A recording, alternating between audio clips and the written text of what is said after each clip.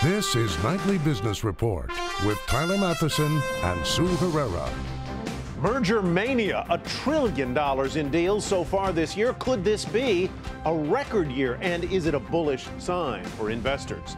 On second thought, conventional wisdom says pay off your mortgage before you retire. We'll give you some reasons tonight why that may not be the best idea. And making the grade. Winter is never a great time for the airlines, and this year was challenging to say the least. Which ones performed well, which didn't? The carriers get their report card, and we've got it for you. All that and more for Thursday, April 9th. Good evening, everyone. Sue has the night off. Well, yesterday we told you about the $100 billion worth of deals on the table. That helped push the total value of announced deals so far this year to more than $1 trillion. Well, today there was more deal talk, a lot of it. First, a deal rejected. The chipmaker Altera has reportedly said no to an Intel offer of $50 a share or so. That would have been a better than 40% premium to Altera's stock price when deal talks revved up a few weeks ago. Now, Altera makes programmable chips, which is what attracts Intel. Had the deal gone through, it would have been Intel's biggest acquisition ever. Shares of Altera jumped 3%, while Intel was off fractionally today. Now to a deal accepted. LinkedIn is snapping up the online career skills site lynda.com for $1.5 billion, its biggest purchase ever. Lynda.com is privately held and offers courses in business for professionals and organizations. LinkedIn likes it because Lynda will bulk up the social network's services, from connecting professionals to teaching them skills. Shares of LinkedIn up 1.5% today.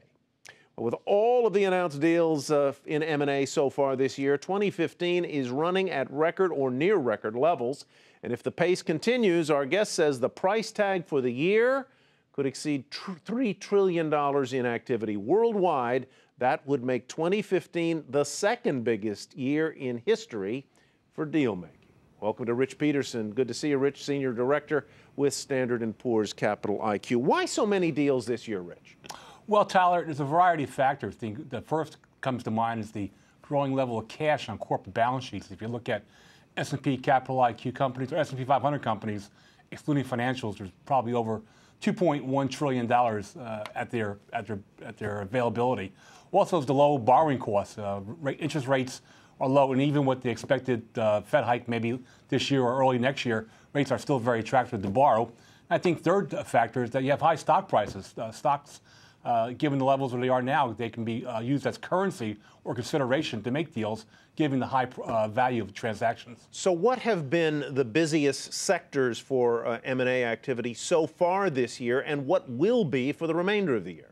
Well, if you look at just at the United States, about 40% of the $430 billion in U.S. deals have come from two sectors, healthcare and financials. Conversely, if you look at activity in Europe, there's been about $230 billion in European M&A. About a third of that has come from the energy sector. Conversely, if you look at Asia, Asia has about $200 billion in deals, and their biggest sector is in real estate. So it depends on the region you're looking at for the most active sector. But really, M&A is a global phenomenon. In terms of the growth rates, we're seeing double-digit growth rates throughout all regions across the globe. So you see basically the trends sector-wise continuing through 2015 could be more healthcare and pharma. They have been big ones there. Energy, we had the big one earlier this week, and several other areas. Real estate, as you mentioned, including word today that General Electric may be wanting to sell off some of its real estate holdings. We'll have more on that a little bit later. Does the strong dollar, Rich, argue that U.S. companies may be going in and buying up companies in Europe more? We saw some activity along those lines recently. Well, I think it's less the dollar than the fact that many companies have resources in terms of cash abroad. You know, of that $2.1 trillion I mentioned, probably anywhere to about a third to about a quarter are held overseas. So technology companies, especially, and drug companies, have those resources available to make deals abroad. Mm-hmm. We compared this year with the last sort of high watermark year, which was 2007. We all know what happened in 2008. Is this wave of deals different, or should we be a little bit wary for what it might augur for the future? Well, there's different benchmarks. If you look at the average valuation based on cash flow for deals last year, it was about 13 times EBITDA or cash flow. Deals this year on average were about 16 to 17 times EBITDA. So the premiums are a little bit more pricey this year than last. But again, you look at various sectors. In the healthcare, companies are more willing to pay up. In retailing, they're being more conservative. All right, Rich, thank you very much. Rich Peterson with Standard & Poor's Capital IQ. Well, stocks seem to be searching for a little bit of direction today. Investors began sifting through early earnings reports, and a rise in oil prices helped lift the energy sector, which in turn helped boost the overall market. The Dow rose 56 points to 17,958. NASDAQ added nearly 24, and the S&P 500 tacked on 9. One thing the market was taking in today, a report on weekly jobless claims showing signs of a strengthening labor market. That had many wondering if the weak monthly employment number from last week was a fluke. Hampton Pearson reports.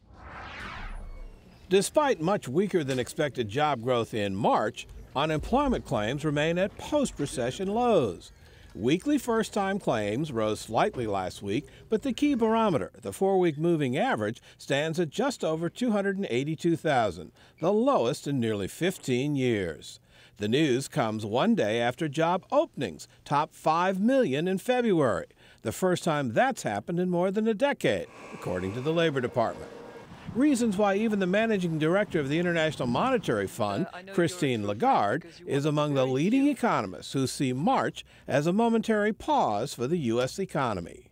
I don't think that one lower number should gray the whole picture, which is otherwise quite rosy for the U.S. economy.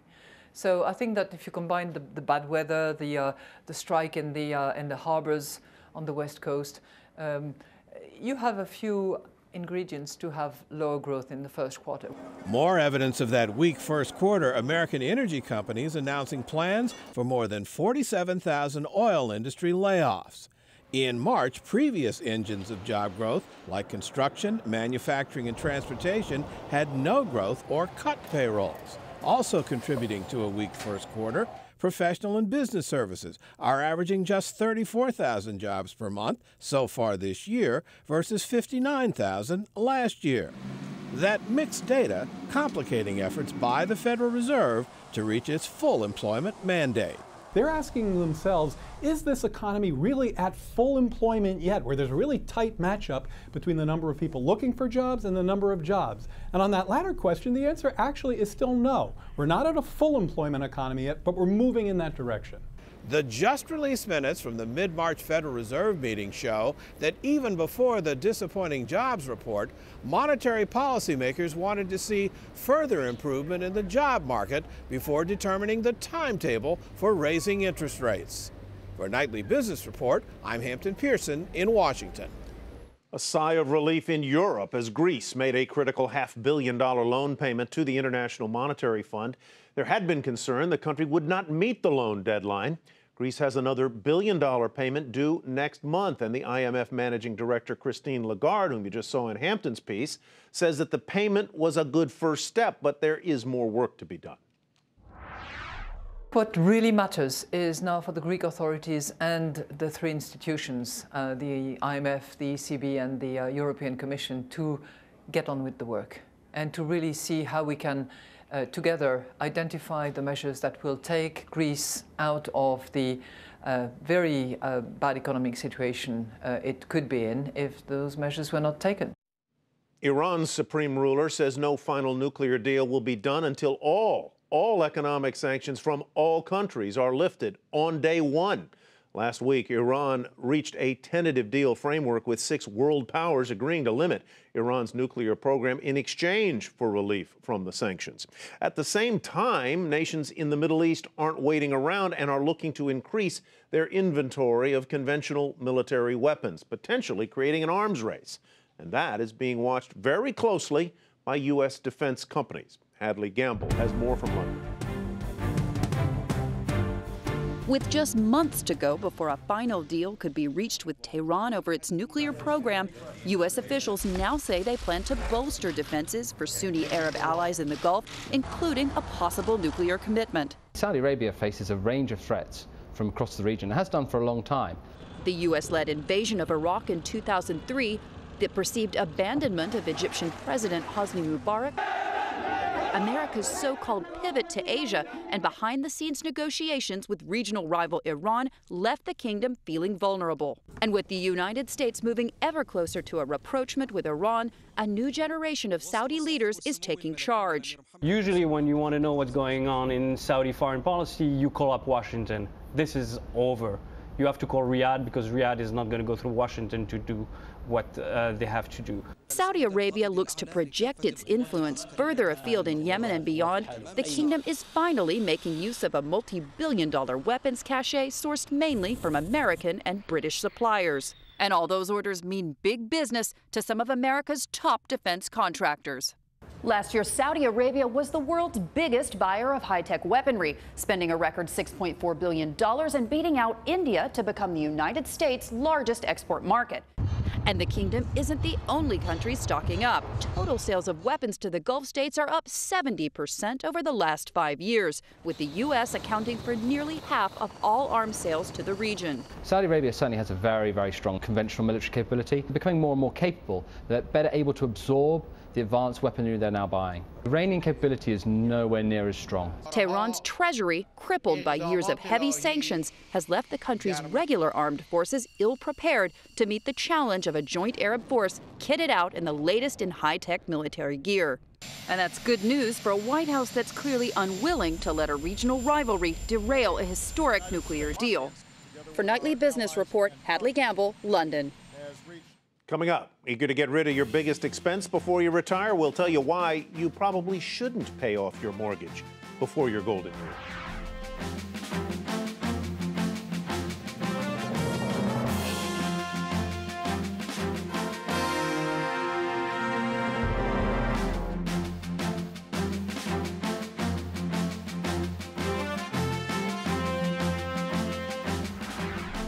Well, if you're looking for something to watch, you have more options than ever. And forget about old-fashioned ad-supported TV. Now everyone seems to be in the business of selling subscription content.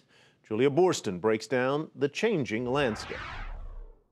Even advertising giant Google is working on an ad-free subscription model for YouTube, reaching out to some of its YouTube stars to say it's planning an ad-free option, which would enable subscribers to access content even when they're offline.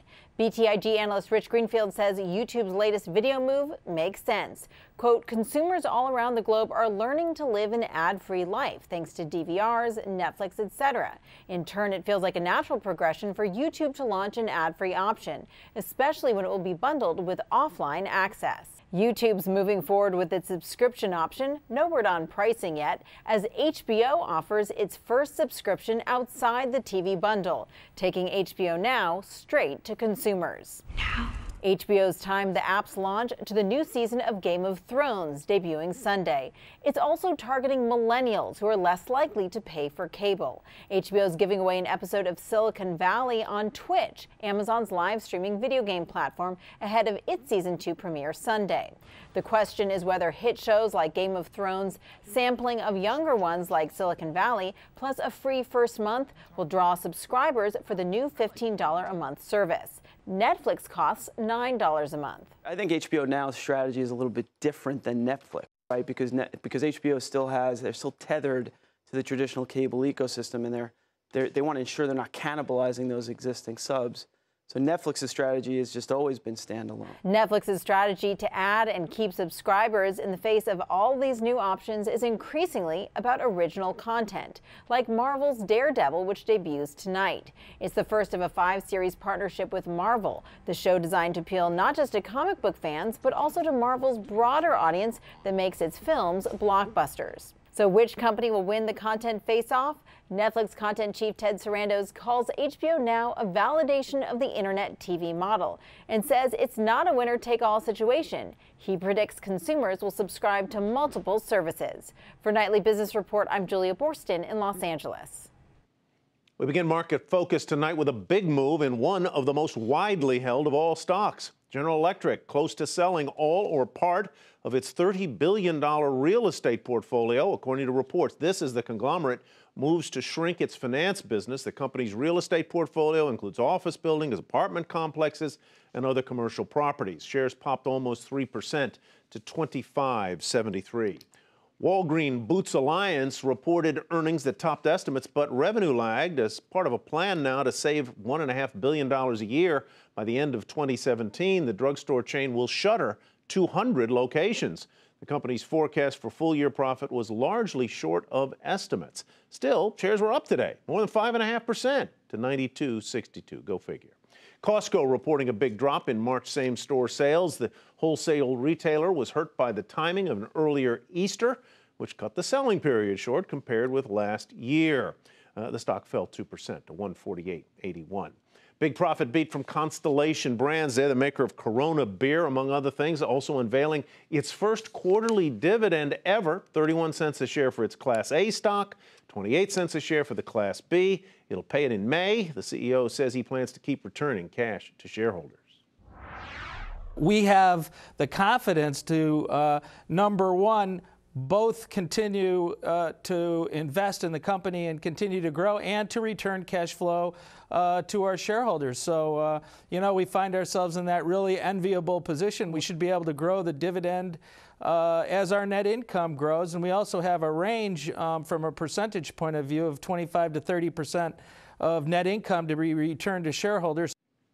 Dividend payable from his wine cellar. Class A shares were up a fraction to $120.06, as you see there. Investors getting a chance today to react to yesterday's numbers from Bed Bath & Beyond, and they weren't pleased. The retailer's profit slumped, and it issued earnings guidance for the current quarter that was below estimates. The company saying bad weather and the West Coast port slowdown weighed on its results. The stock down more than 5%, $73.46 the close there, and Bed Bath & Beyond, the worst performer in the S&P 500 today. Pacific Gas and Electric hit with a huge fine. California regulators charged the utility with a $1.5 billion fee over a pipeline explosion that killed 8 people back in 2010. The fine is for violating state and federal pipeline safety standards. The company's CEO says he does not expect to appeal the ruling. PG&E fell 1.5% to $52.78. Well, fixed mortgage rates fell this week following Friday's disappointing jobs report. The average rate on a 30-year mortgage was 3.66%, down from last week, and that is according to the mortgage giant, Freddie Mac. Well, many baby boomers are determined to get rid of big debts before they retire, but rushing to pay off your mortgage, as many do, may not always be such a great strategy.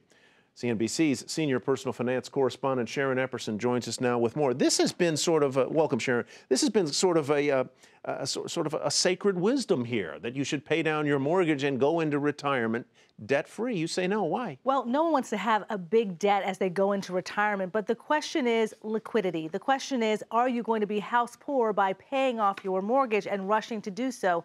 Do you have enough retirement savings? Do you have an emergency savings account? And have you already paid off higher interest debt like credit card debt? If you haven't done those 3 things, then rushing to pay off your mortgage probably doesn't make sense. So start there paying down the high interest debt that's not deductible in all but very few cases, like credit cards, like auto loans, and so forth. Then flood the zone with 401k, IRA, Roth deposits. Particularly because as you're nearing retirement, you can put even more money into those accounts. So there's some catch-up provisions, there's some right? catch-up provisions that you can do with a 401k. You can put up to $24,000 in a 401k this year if you're 50 or older, and you can put $6,500 into an IRA if you're 50 or older. So that's a lot of money that you can stash away for your retirement. And yet, mortgage debt has risen dramatically over the past 20 years, presumably because loans have been easier to get for much of that period, right, and house prices more expensive. Exactly, and people add to their mortgage debt, taking out home equity lines of credit, home equity loans and such,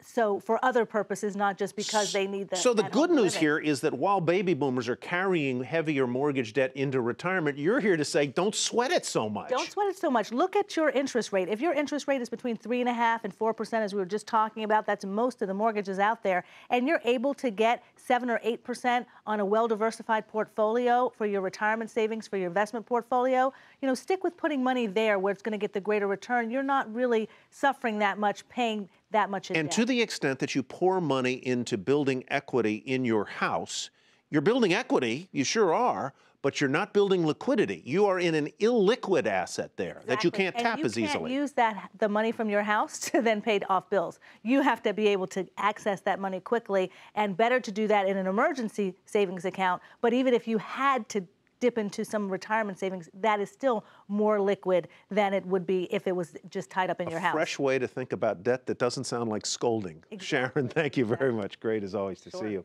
All right, coming up, wicked winter weather is over, they say, they promise. But how did the airlines fare during the harshest of times? A look at which ones made the grade and which flunked.